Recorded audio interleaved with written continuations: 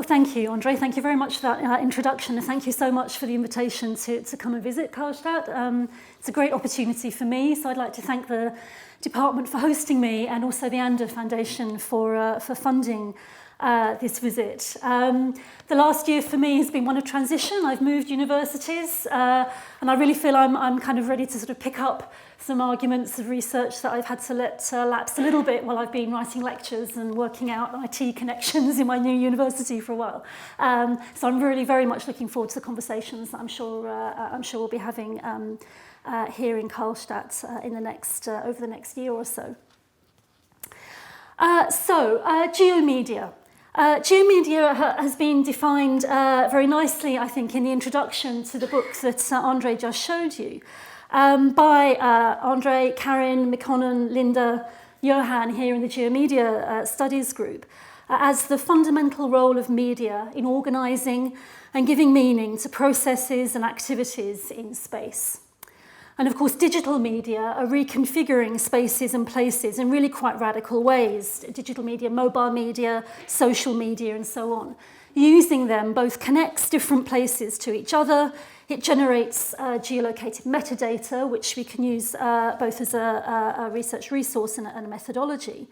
But it also mediates everyday experiences of places and spaces in quite fundamental ways. And this is an incredibly rich area of study, which geographers, I think, are really only beginning to start working on. And the Geomedia group here is really leading that kind of work. I think it has huge implications for how we live our everyday lives, which makes it immediately important to think through. But I think also for me, it offers some really quite profound methodological challenges in terms of how we begin to kind of grasp and access some of those changes, generate data that's kind of up to the task of exploring them.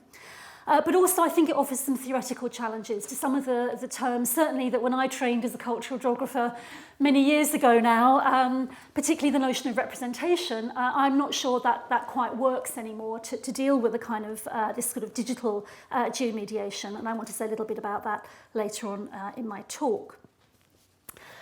So as Andre said, my particular interest is the role that visual images play in geomediation, in particular how cities are visualised digitally. And that's what I'm going to focus on this afternoon, or at least some aspects of that, of those processes. But before that, again, as Andre mentioned, I wrote a book on family photography, which was written before digital cameras were widely used, and also when cameras came in those kind of black box-like shapes that actually look like cameras as opposed to the flat ones that look like phones.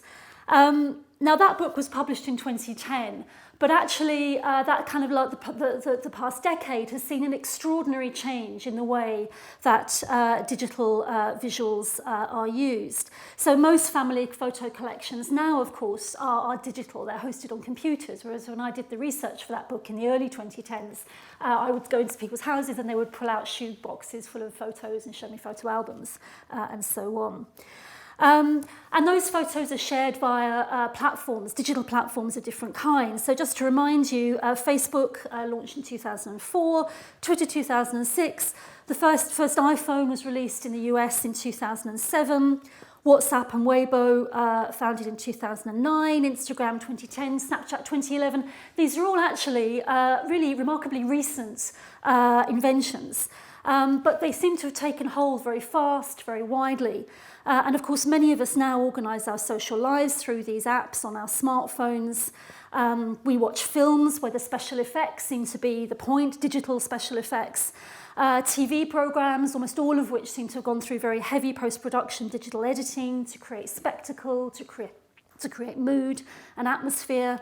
We drive our cars using sat-navs, and I can't remember now what I used to do when I arrived in a new place when I didn't have Google Maps on my phone to orientate me and navigate me.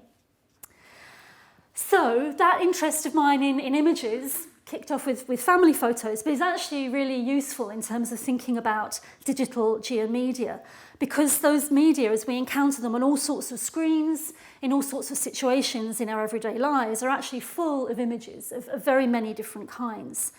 Images which are viewed using digital technologies, but are also made using using software too. And this kind of workplace, this is a digital visualization studio, looks for actually rather kind of boring location, but actually there's so many of the images that we encounter every day are edited or indeed created from scratch in these sorts of workplaces. And just to give you a tiny example, I was told recently that something like 90% of IKEA catalogue, the images are created from scratch on computers rather than photographing room sets as you might imagine. So how can we start to think about all of this? Is it just a case of more and more images and just a new kind of technology, or is something rather more fundamental going on? Well, I think yes, the answer to that is yes, something more fundamental is going on. And there are a number of different aspects to that shift.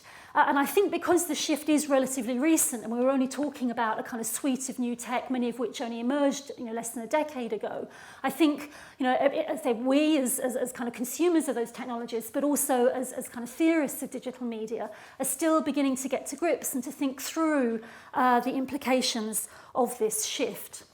But a starting point, I think, is helpfully offered by this quote from a couple of photography theorists who are talking about the basic fact that in a digital visual culture, an image is a data file. It's a data file, and therefore we have to think about images in terms of the continuous actualization of networked data. So as a digital file, images circulate between different screens as part of their production, their distribution, and then this constant circulation. And so the shift from analog to popular photography, for example, was enabled not only by digital cameras, but also by increasingly seamless connections between cameras, other viewing devices like computers, and more recently phones and social media platforms. So a digital image has to be thought of as a networked image, which means that images appear on multiple screens, in multiple forms at different sites. They're shared and modified, they're liked and deleted, they're copied and posted. And the huge numbers of images in circulation, as well as this mobility and modifiability, is enacting what Rubinstein and Sluis have described as a shift from the singular image to the image sequences, the image pool or the image feed, something more akin to live transmission. So in recent work, I've been trying to evoke a kind of pulsing, transversal, digital visual swarm, perhaps a field, something that Anna Munster has described as an intensive field of network energetics, something much more dynamic and dispersed than an archive. This is a morphing population of images, both slick, highly professional, but also wretched, all those crappy selfies that circulate, constantly emergent. And this is why this quote, I think, is really interesting, because it evokes both that sort of empirical shift in the nature and what happens with images now, but it also suggests that it's posing to us a kind of conceptual challenge as well. Because if a networked image is both instantaneous in the sense that it can move across the internet incredibly quickly, and multiple in the sense of many copies, but also production of huge numbers of images, we're now then in a climate of repetition, seriality, and divergent parallel narratives, which take precedence over questions of significance and representation.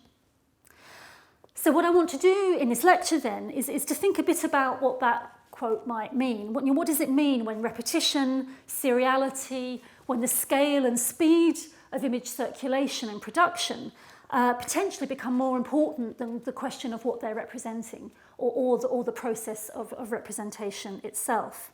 And I think that's particularly important in relation to visual digital geomedia, because there are, the visual now is such a crucial form of mediation. So this is a conceptual challenge. It's also an empirical one, and it's one I've been trying to think through in recent work, recent empirical project, which has been based in one particular city in the United Kingdom. This is the city of Milton Keynes. Now, Milton Keynes is an unusual city in many ways.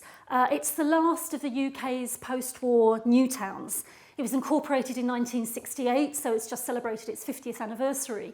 And this is one of the architect's drawings from the late 60s by Helmut Jacobi, who's a very well-established and well-reputational architectural illustrator.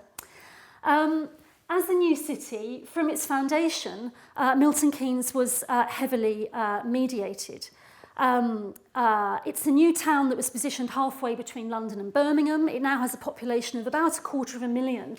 It has this very striking grid system road layout, and its high street was designed in the form of a building, the large white building you can see there, which was originally thought of as a kind of covered public square, and designed a very kind of high modernist architectural style. It's now reverted, I guess might be the word, to something that's much more like a shopping mall. So from its beginning, Milton Keynes has been a highly mediated city. Architects' drawings like this one, but also because it needed to attract investment and also residents. It was part of a really extensive and ongoing publicity campaign from its very beginning, which generated things like this. This is a postcard, remember them, of the shopping centre, and you can see what I mean. I mean, going into this building, I had never been into a building like this when I was kind of 18 and first visited. Obviously some time ago, but nonetheless. And this shopping centre has really become a kind of iconic building. It even appeared in a music video. I know some people here music research. So this is Cliff Richard in a music video for his album Wired for Sound. Some people may remember this. In 1981, roller skating through Milton Keynes Shopping Centre using high-tech Sony Walkman to listen to music as he danced. So Milton Keynes is an interesting case study then of how the visual mediation of urban spaces is changing. But also through the dynamics of digital media more recently now. Now clearly social media is happening, people are photographing and tweeting and Instagramming Milton Keynes in the way that they're doing so many other places. But also Milton Keynes remains an interesting case study, I think, because it's also trying to become a smart city. So it's trying to use digital technologies of many kinds to run itself more efficiently and sustainably and so on, and I'll say more about that in a moment. But that effort has also involved a kind of recent contemporary effort to once again visualise the city, to sell the city, but also to manage the city through a range of different kinds of visuals. And I'm currently leading a research project looking at a range of smart city projects within Milton Keynes. And they're going to provide a series of examples that I want to talk through this afternoon to think more about how cities are mediated through various kinds of digital imagery. Now, I mean, clearly, that is an enormous task. I can only offer a few suggestions and hints this afternoon about that process. But what I want to try and do is organise my thoughts into three kinds of processes, which are both empirical, different sorts of images, but also I think raise some theoretical, methodological challenges to our ways of understanding what those geomediation processes are actually doing. So the first I want to think about representing Milton Keynes through images, and particularly the idea of the urban imaginary, which has served a lot of urban studies scholarship quite well for quite a long time in terms of thinking about the geomediation of cities. I then want to think a little bit more about Milton Keynes appearing on screen and being lived through interactions with screens, particularly with apps, but other kinds of digital interfaces. And particularly want to start threading through this talk a question about embodiment and how these different ways of doing the city through digital media also involve different enactments of the bodily. And then I want to end up with a rather more speculative section, thinking about how we also can think about different sorts of digital visuals as doing something around calculating the city, particularly through forms of data visualization and display. So, the first part then is to think about representing Milton Keynes through images and imaginaries. Now, I've already suggested that Milton Keynes has a very rich history, actually, of being imagined from its foundation in 1968. But of course now, if we want a quick summary of how it appears, at least on websites, we have the wonderful shortcut that is Google image search. And so this is what Milton Keynes looked like on a Google image search a couple of months ago. I hope you can see that okay. I think it's very interesting that what we can see is this recurrence of this aerial view.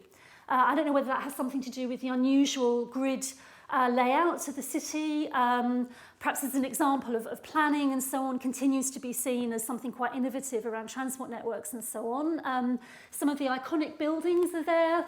This is a 1980s cinema called The Point. Here we have IKEA, you'll be pleased to know, another iconic building within the city. And the way that urban scholars would have made sense of this kind of cluster of images kind of telling a particular or showing a particular version of the city for a long while would have been the idea of the urban imaginary. The urban imaginary conceptualized as an act of collective imagination, which is always open and fragmented and multiple and contested, but nonetheless would have dominant visuals of a city within it. So here's a definition of the urban imaginary, which is constituted by the interplay between its city's spaces and imaginations. Bricks and mortar don't exist apart from our representations, nor are ideas without material consequences. So the city is both the actual physical environment and the space we experience in novels, films, poetry, architectural design, political government, ideology, and all sorts of other images too. Now, there's been lots of elaborations of this notion of the urban imaginary, and certainly one of geography's most important scholars of the urban, Ed Soja, wrote about it in some length in a key book he wrote in 2000, describing it as the interpretive grids through which we think, experience, evaluate and decide to act within the city. Now, that literature on urban imaginary emerged, I guess, 15, 20 years ago. The quotes I've been using are all written at least a decade or so ago. And none of them, apart from Soja, mention digital technologies of any sort. Soja mentions computer games and cyberspace, as we called it then. But turning to the smart city to think a bit more about the imaginary, I think starts to raise some questions about whether this notion of the imaginary, about representation, really works when we're thinking about the digital mediation of cities now. So let me say a little bit about what this thing called the smart city is. I don't know how many people here are familiar with the term, but this is an advertising image, one that's actually circulated quite often in order to explain what a smart city is. So the phrase a smart city emerged in the mid-1990s. It has a longer history that I could describe in questions if anybody's interested. But the phrase the smart city was consolidated in 2011 when IBM trademarked the phrase smarter cities as a way to sell its data management software to city governments.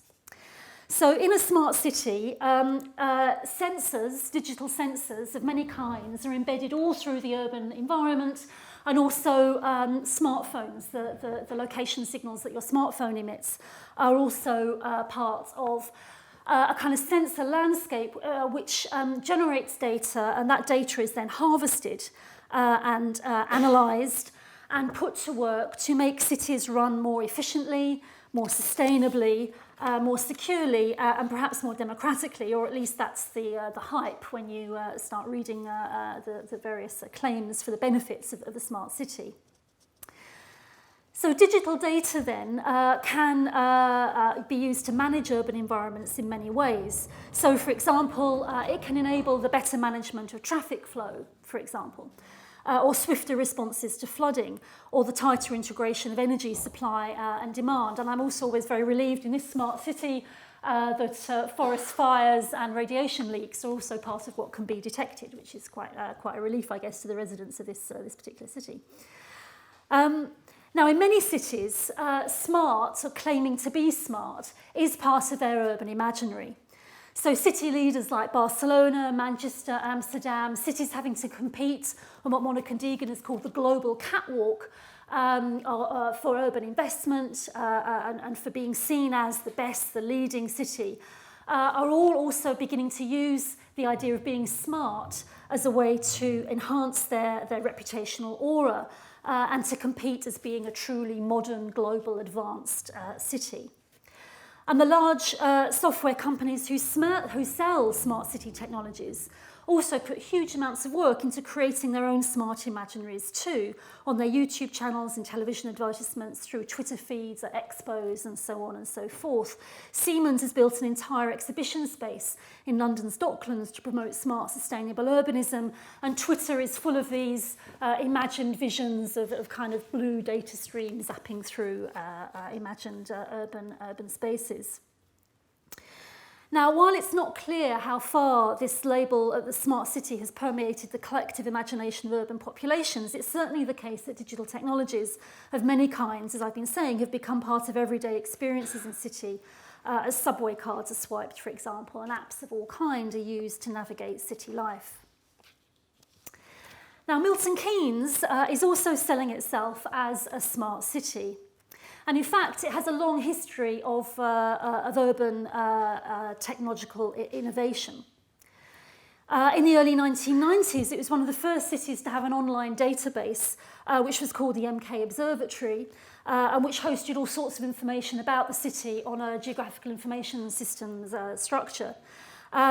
It also had a low-carbon living programme, so that kind of theme of environmental sustainability has been on a part of the city for a long while. But the development of Milton Keynes as a smart city has been spearheaded by Milton Keynes Council's Director of Strategy. And he has quite a particular vision of the city in terms of how he's bringing smart city projects into the city, into Milton Keynes. So in an interview that a research project has done with him, he talks about kind of going around the kind of urban policy circuit, seeing organisations, he says, that were innovating and developing new approaches and needed to do that somewhere. And that gave me a bit of insight into something that stood me well over time, which is thinking about our place, Milton Keynes, as a place which can be welcoming and supportive and attractive for enticing these sorts of projects. So his kind of vision of Milton Keynes was Milton Keynes as a kind of an urban lab, to use a phrase that's also in circulation, a kind of experimental space in which smart city projects will come in and kind of try and use data in different ways and see what the results are. So this has resulted in quite an ad hoc and kind of opportunistic version of the smart city, in which all sorts of different projects are kind of running and different people are being drawn in or not, and different kinds of interfaces, data and visuals are being used. But the economic strategy of the testbed notion of the city has certainly enabled the development of the city, creating an environment where various bids for sustainable innovation projects have attracted considerable investment, including, these are images from the launch of one of the UK's driverless car projects. Here there are visuals of the pods. I will show you what they actually look like a little bit later on. Not quite like that, as you can imagine. But, and I think this is what makes it a little tricky, just to sort of say, oh, this is just kind of nonsense, it's not the real. They've been pasted into a photograph of that shopping centre. So this is a kind of mix of the sort of real and imaginary, if you like, trying to picture one of these smart city projects within Milton Keynes. And there are a much wider range of them. I mean, this is a very high-tech, expensive, major experiment, which actually, interesting, is also using virtual reality to test out the pods. And again, I can talk a little bit more about that, as well as testing them in the streets of Milton Keynes, if anyone's interested. But there are a whole range of other projects as well. Citizen-generated apps, there's an open data hub, wireless bus charging, traffic flow sensors, lots of initiatives to support new tech startups, and with a very wide range of stakeholders across the city. And it's all involved an awful lot of advertising, including videos like this one. And I've got the sound down, I'll talk over it as it plays. So, lots and lots of stuff happening to shift what the cities look like, and a lot of efforts to visualise that technology and to sort of spread the word about Milton Keynes being a smart city. But I think if we look at the way in which the notion of the imaginary or the imagination is brought to bear on a smart city, I think something rather odd starts to happen, and I've already indicated, in that driverless car image that the imaginary doesn't necessarily quite work, I think, to get a handle on what's happening here. So on the one hand, smart cities themselves are understood to function actually without imagination. And this is something about what this video that I'm showing you is getting at.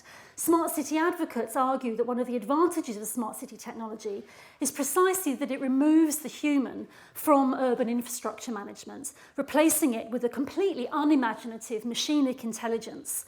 So the whole notion of smart assumes a particular kind of intelligence, of kind of efficiency and speed and a kind of rational, insightful analysis of a situation based on comprehensive and reliable data. So that has a number of different aspects. One is the argument that the analysis of huge, diverse, integrated data sets can produce better evidence on which to base city management.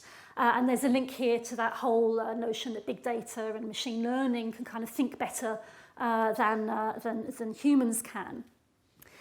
But if the smart city enacts a certain form of data-driven intelligence, it's very much not imagined as a human form of intelligence, partly because it's seen as smarter, as more efficient, as faster, as more objective. But also, even when the city is kind of imagined as embodied in some way, and cities very often are, that body isn't imagined as human. So if you read the literature on smart cities, you can hear accounts of how the city is given form by the distribution of its data-generating sensors, for example, or by the spatial boundaries of its models, that floating image in the empty space, that these models have these very strict kind of limits. The data that's generated by social media is the lifeblood. Screen interfaces or its synapses, and the result is in a recent paper what we have is the smart city imagined as a Frankenstein body rather than a human body. So this smart city body isn't understood as capable of imagination or indeed even consciousness, according to Orit Halpern. The smart city is sometimes imagined as a body then, but it's a body without imagination. Its intelligence has replaced this kind of imaginary. On the other hand, what happens to this notion of imagination? Well, what happens is that it's given to the human, but it's also seen as somehow kind of excessive to the smart city. And this comparison is kind of the logic on which much of this works. So much of the marketing and the kind of hype around smart cities is accused of having too much imagination, of being purely imaginary and completely untethered to the reality of the city. So all these beautiful images of smooth pods and computer-generated cities in which data flows endlessly, and inhabitants have nothing better to do than stroll in the sunshine towards their driverless pods, being swept that last mile from the city centre to the station. All this is clearly ridiculous. These new clean cities that only ever have problems that are ones that can be addressed by data itself. Now, all this is ridiculous, and we're laughing. It's obviously a fantasy. People who know about smart tech suggest that in terms of the actual, the real nuts and bolts of integrating data sets and so on, warn us that smart cities are much more likely to be buggy, brittle and hackable. Rather interesting thought, a city being hacked, than this kind of totally smooth and integrated kind of data system. And also, of course, our own experience of cities suggests to us that they're dirty and they're ageing, and they also have suburbs, which is often not explored in the visuals of smart cities, which tend to prefer this kind of thing. This is a project recently imagining Paris, which again, that iconic building, there's also something, it seems that in these fantasies we have to have some kind of anchoring point that assures us that somehow, this has some sort of connection to the real, but actually this is what Paris is going to look like in 2050. And these sorts of ambitions seem so obviously extreme that they become little more than what Orit Halpern has called it, simply a fantasy utterly untethered from any reality. And I think this preference for the aerial view as well allows for these grand visions without any of the nitty-gritty that we experience on the street. So what I'm suggesting then is when we start looking at the relationship between imagination and the smart city, something odd starts to happen. There's either too much imagination and we get these crazy, utopic visions, or we get no imagination at all and we're simply faced with this kind of machine that's going to do all the kind of thinking for us in the city. So it prompts me to ask the question, well, why is it so difficult, it seems, to establish a kind of functioning relation between the imagination on the one hand and these digital smart technologies on the other? And I think, for me, there's something going on here about the way in which, particularly in that literature on the urban imaginary, but I also think perhaps more broadly in terms of the traditions we have of thinking about the notion of representation, that both the imaginary and representation are both seen as kind of human activities that are somehow not actually linked to technologies in any kind of inherent or necessary kind of way. And certainly if you look through the literature on urban imaginaries, it does seem to be that imaginary is about imagination. It's a process which is tethered to human life and understood as an aspect of human interiority. So Andreas Huyssen, for example, talks about the imaginary as the way city dwellers imagine their own city. It's our situated and city-centric consciousness. Anthony King talks about it being suggesting that the city only exists in our heads. Again, a very sort of humanist, in fact, version of the urban imaginary. So I think this construction of the imagination and the human and representation, and then the city and technology, something kind of separate from us, is actually a bit problematic when it comes to thinking about digital technologies. So let me move on now to the second part of my talk, where I'll try to evoke a rather more entangled and necessary relation, in fact, between the human and the technological, and think about how that might be working out, again, in a rather ordinary city like Milton Keynes. And I particularly want to think about this in relation to certain kinds of screening. So, now clearly there are theorists, many of them in fact now, increasingly so given the material turn, who would argue that of course visual images have always been constructed using technologies, and technologies have actually been quite active agents in shaping the kind of images that we're used to seeing. But I think what started to push me in relation to the smart city in particular to thinking a little bit more about this was the notion of the urban dashboard, and in particular this very widely circulated, not to say iconic, photograph of a smart city control centre funded by IBM and built for Rio de Janeiro when Rio was bidding for the Football World Cup and the Olympics. And the idea is that having this control centre where all these different data feeds from different parts of the city could come in and be screened and worked on, and kind of traffic and various kind of things kind of managed in this centre. This would reassure the people allocating the Olympics and the World Cup to various cities that Rio was indeed a kind of well-managed city that could cope with kind of any sorts of disasters or emergencies that might happen during those global media sporting events. Now, this has often been read as a kind of worrying picture of a sort of dystopic, surveillant smart city. And certainly, I think it certainly speaks very much, I think, to that idea of the smart city as being a purely kind of technocratic process. I really like the idea that the people sitting behind these terminals have to be wearing white coats, as if that somehow gives them this sort of, this is science we're doing. We're not just faffing around here on our, Facebook feeds and all these screens. We're doing like important technological things. But the idea that things have to be done with screens in a smart city is actually quite pervasive. Open data especially. This is a kind of closed site of data manipulation. But Milton Keynes also has an open data hub. London is one of the leading open data hubs. This is its interface. So you can access real-time data feeds about the city through this kind of screen. Highly visual. But here is Milton Keynes' rather less glamorous version. But you can see here that what we've got, again, is a rather sort of minimal, but kind of functional, let's just give you the data through these very simple logos. We could actually start to read these logos. In fact, you might notice, if you can see, the health one on the top right there has a figure in a skirt with her hand around a child. And we can think of, the economic growth one is all about the economy increasing and so on. So, we can do a kind of representational reading of these logos.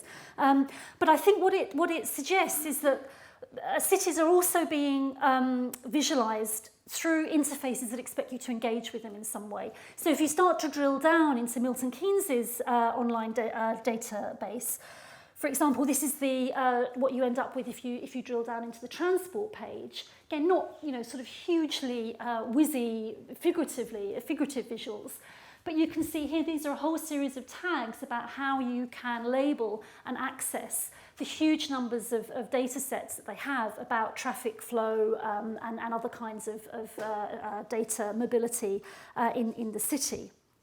And there's an expectation here that you'll be able to engage with this data and kind of make your city, if you like, pull out the data that you need for it for various sorts of purposes, not least of which actually is around innovating new business models by drawing on big data when it becomes available in this sort of way.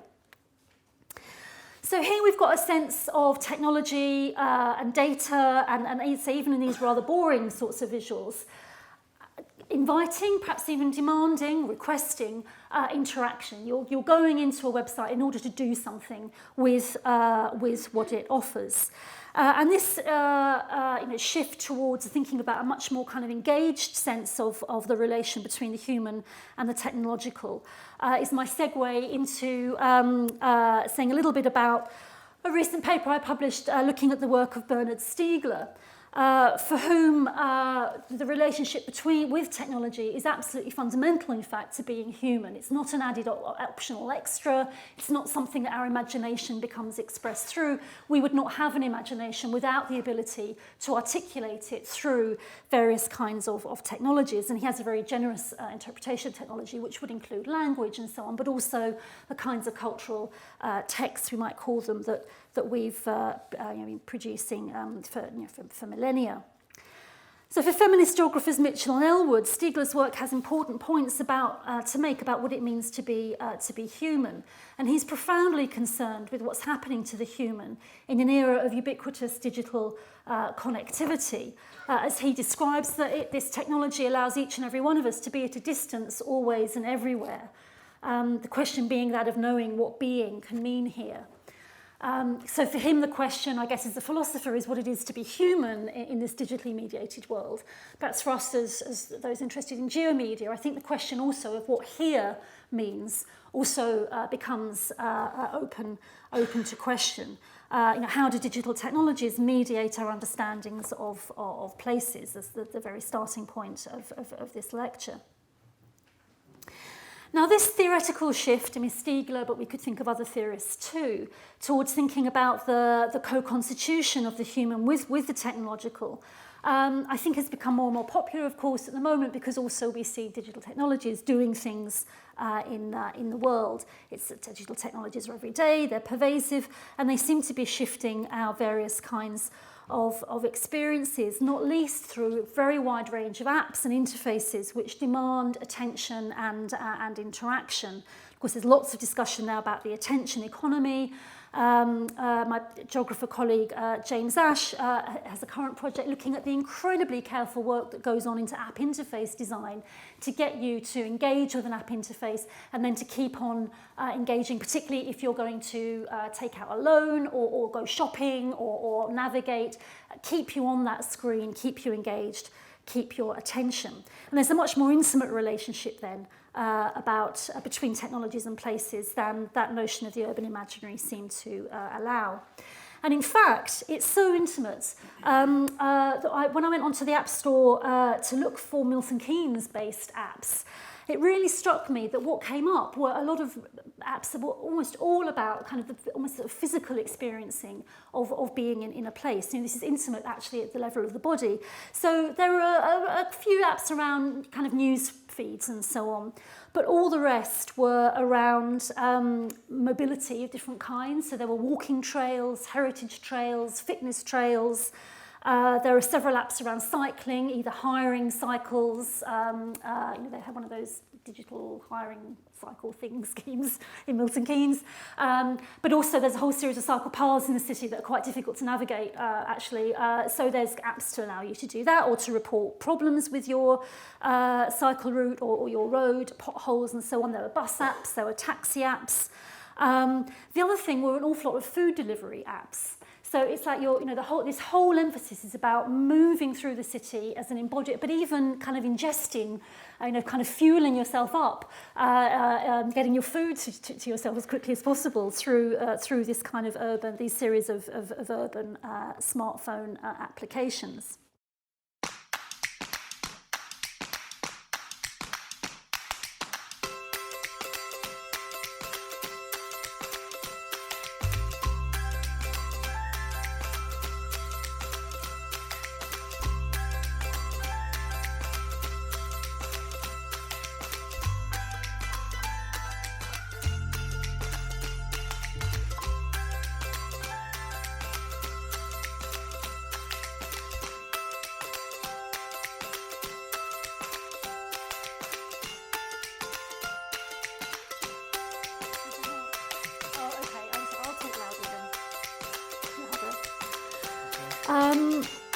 So what we've got here, yeah, no, I did, and it's not working.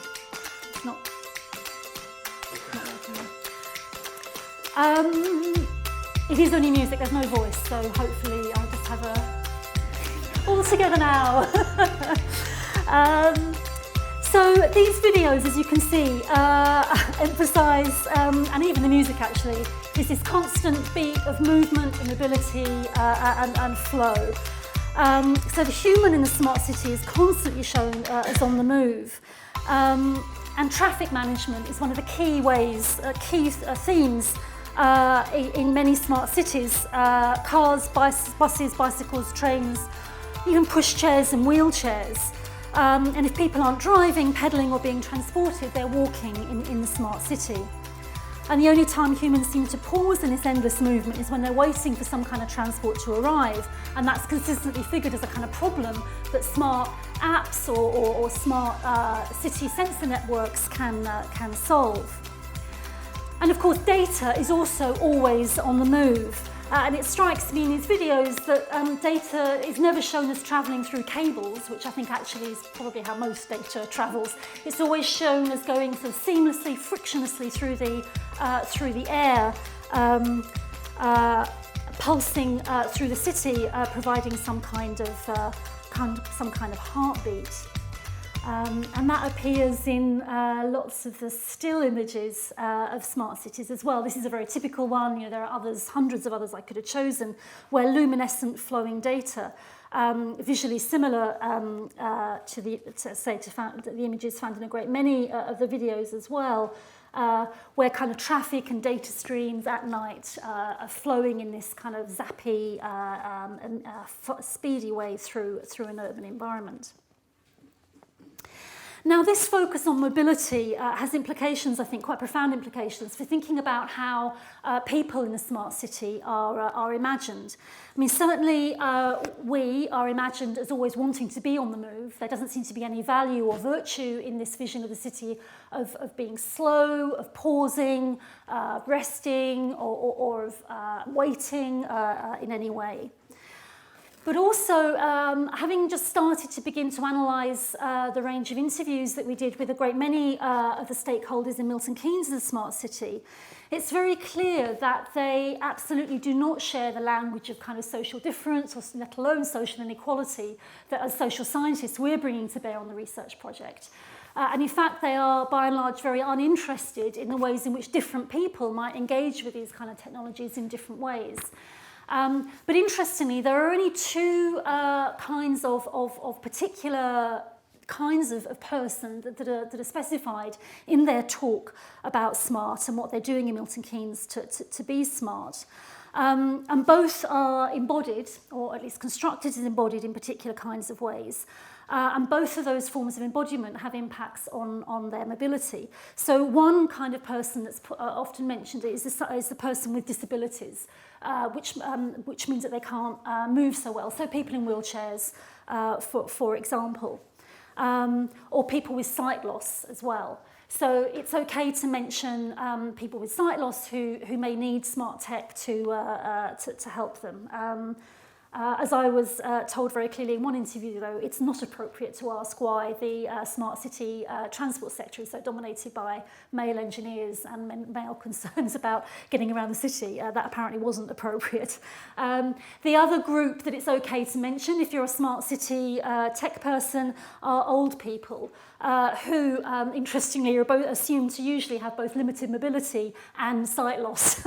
So there's a very particular form of kind of embodiments that's going on in the smart city, I think, which is about being mobile. And if you're not mobile, then you're a problem, which can be fixed by various kinds of smart interventions, one of which, for example, would be a smart traffic app or to tell you when your bus or whatever was arriving. But the other, for example, is to implant beacons in urban environments that will ping and give an oral message to people with sight loss about where they're going and this is an obstruction or whatever. And one of the flagship projects of MK Smart was a motion map enabling people to travel around the city more quickly, even to the extent of a screen in the shopping centre which was going to tell you where it was most crowded so that you could avoid those places when you were shopping.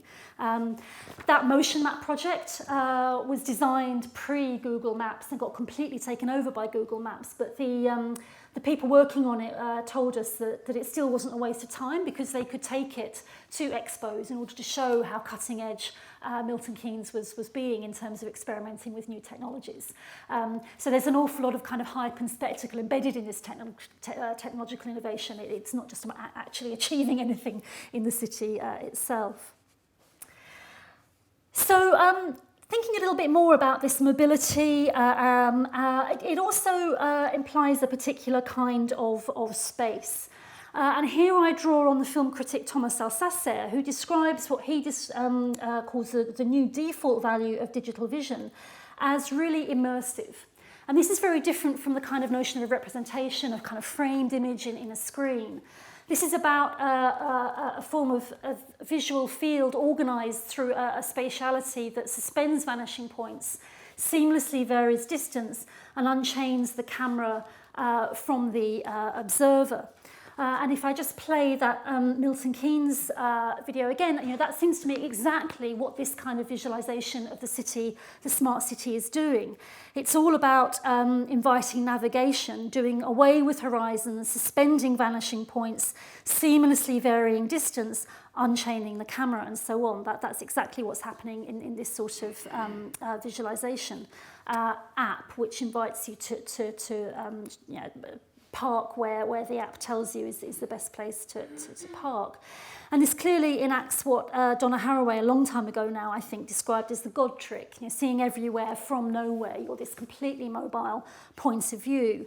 And you do this, this is a video, but the company that produces this actually specialises in tablets and phone apps, which are all about swiping and moving so that you can physically control how you swoop and move through various kind of environments, generating various kinds of data as you pass over particular kinds of places. So these are very powerful mediations of digital cities, I think, and they are embodied. They're asking you to experience and to move, whether your body or virtually through these kind of imagined spaces.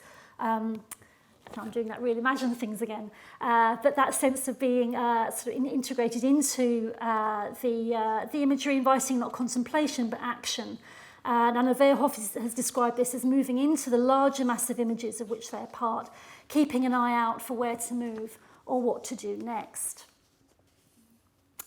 So that's something around interactives and embodiments and this sense of being pulled bodily or articulated in embodied ways through various kinds of interfaces and apps. And I just want to say a little bit more now about a third aspect of this digital geomediation. I wish I could say more, and I hope on future visits I will be able to. This is something that's beginning to emerge from the data that we've gathered in this research project, looking at a whole range of smart city projects in Milton Keynes. One of our case studies is that open data hub and the efforts to actually make it useful and usable in the city.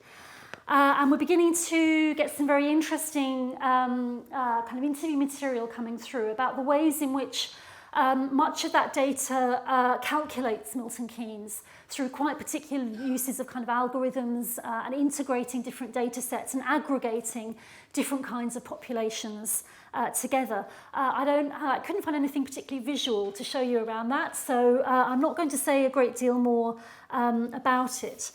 But I think what it prompts is a sense that the datafication of the city, I think, and its populations, which is also us when we're living in these digitally mediated places, is perhaps even more profound than the notion simply of sitting there kind of swiping and gesturing and sort of feeling that you're this kind of disembodied point of view that can swoop and move and be as mobile as possible. I think there's something around a more kind of collective evocation of a kind of embodied stance in the digital city that I'd like to explore more, in relation to the data from Milton Keynes. But as I don't have that right now, I've got a substitute example to show you, which is an experiment that I've tried, and again, some of you will have seen this before, to try and evoke something more of this kind of field of visual imagery and this sense that it's territorializing a kind of collective embodied experience in ways that really might be a little different again from representing and screening. And again, I was inspired by this by Daniel Rubinstein, because I've got a particular interest in photographic images in particular. This is rather a long quote, but what he's talking about is saying that if images mainly concern, if we're thinking about images and mainly focus on the notion of representations of objects in space, that's not a particularly relevant analytical viewpoint to take in a world in which speed, acceleration, distribution, and self-replication acquire a significance that overshadows the visual appearance of spaces. So if we've got to say entering this kind of world in which the visual is really doing something quite different now from what it used to, thanks to what we do through digital technologies, how then might we be able to kind of approach that, analyze it, address it? And in particular, I think it's not just what we see or the visual content of images that's beginning to change. It's also this sense that with acceleration, distribution, self-replication, our ways of engaging with images are also changing. So I've talked about the kind of swipe and the gesture and so on in the previous part of this talk. But perhaps we also have to think about how we look at things too. Is there a way in which our everyday ways of seeing are also starting to shift? Given, I'm using the we here, and I know this is clearly differentiated, but is there a new form of what we might call, after Kathleen Hale's, hyper seeing beginning to emerge that's having different effects on how we might see the city? So Hales has written about hyper reading, which includes skimming, scanning, fragmenting, and juxtaposing text, which is the kind of reading that we do when we're on screens, when we're jumping from website to website, from link to an Instagram feed, back to Twitter, through to Facebook, and so on. It's that fast skimming, she says, hyper reading. I guess there may well be an equivalent emerging, what we might call hyper seeing, where we're glancing and skimming and just taking really quite a quick look at an image before we move on to the next one.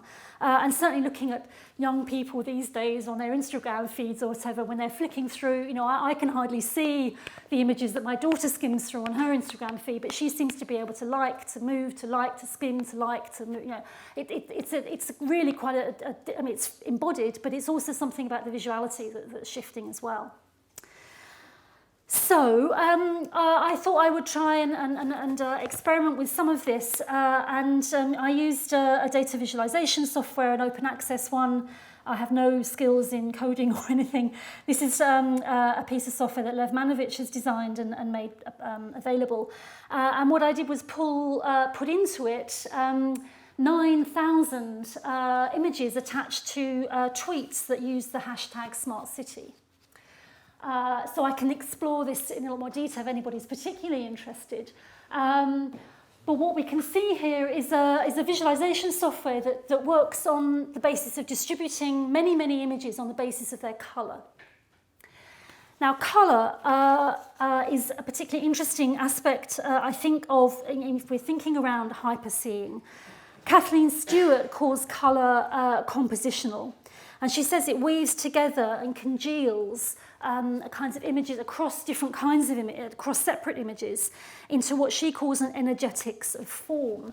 And I think what we're seeing here in this field, this huge field of images captured into just one kind of frame, an energetics that focuses around a field of kind of orangey brown images on this side, darker ones in the inside, lighter ones to the outside, and then a kind of colour wheel goes round to blue on the other side, dark blue and light blue images. So tweeted images in the smart city seem to be predominantly orange and blue. And while we can think about what that might signify in terms of the content of the images, perhaps in terms of cultural significance of those colours, in terms of the fact that we have a kind of binary going on here, at least in Western colour schemes, of two contrasting colours, what I just want to pull out is that when I started with the Manovich software, you can zoom in and out of this image. What starts to happen when you zoom in and out is that you can start to feel these images in rather different ways. And I'm just going to list these very briefly before concluding. So what starts to happen is that in different zones of this image, there's a different sort of sense of being smart that starts to emerge. And this is what I mean about a more kind of collective, kind of corporeal, affective form of being smart. So the first of these is being smart by participating in smart, which is up there in the orange and brown zone, and there's a lot of photographs there snapped at smart events or of smart objects, which for various reasons end up in that orange and brown zone. So you're in a smart thing, you're at it, you're photograph it, and you're circulating. So you're being smart by kind of witnessing something smart near you, and then recirculating that through Twitter.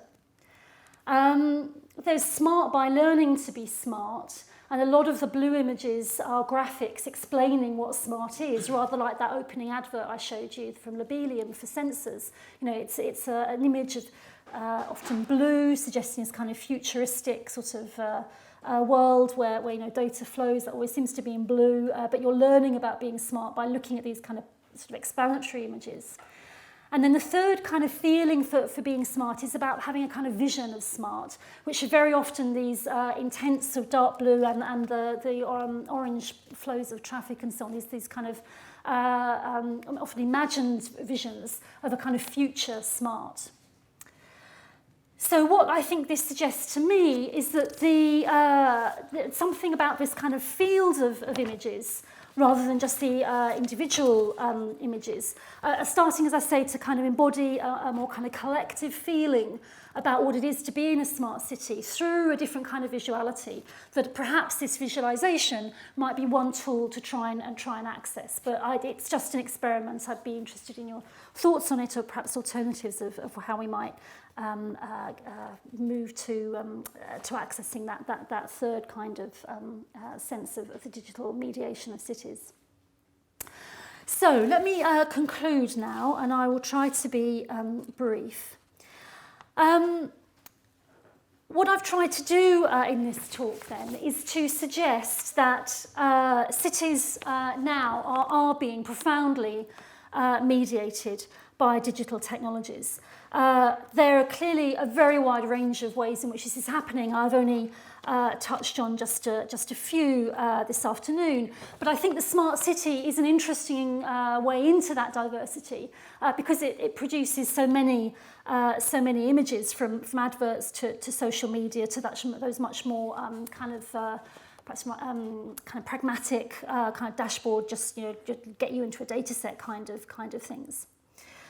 These are images that translate the city for us in terms of representational work, but they also invite our embodied engagement and manage to also constitute a feeling about the digitally mediated city too. So seeing the smart city is clearly no simple matter. The contemporary convergence of the datafied city with a datafied image is complex and differentiated. Smart cities are made visible in the multiple materialization of image files on screens of many kinds and in many different places. And clearly historical legacies of seeing the city continue to linger. For example, in the use of computer-generated images that are meant to look like photographs. So I think notions of representation and the relation between a representation and what it is intended to represent still remain useful tools for analysing, particularly those kind of legacy images, if you like. But I think new kinds of images and new kinds of ways of seeing are also emerging, which are networked and circulatory. I think such images constitute an extensive and diverse, kind of febrile visual field. They glow and sizzle colourfully on our screens. They're constantly refreshed, streaming, scrolled and swiped. And if we're going to think about the geomediation of contemporary cities, then I do think we need to engage with that kind of image field. And I hope to have suggested at least some useful starting points for that engagement.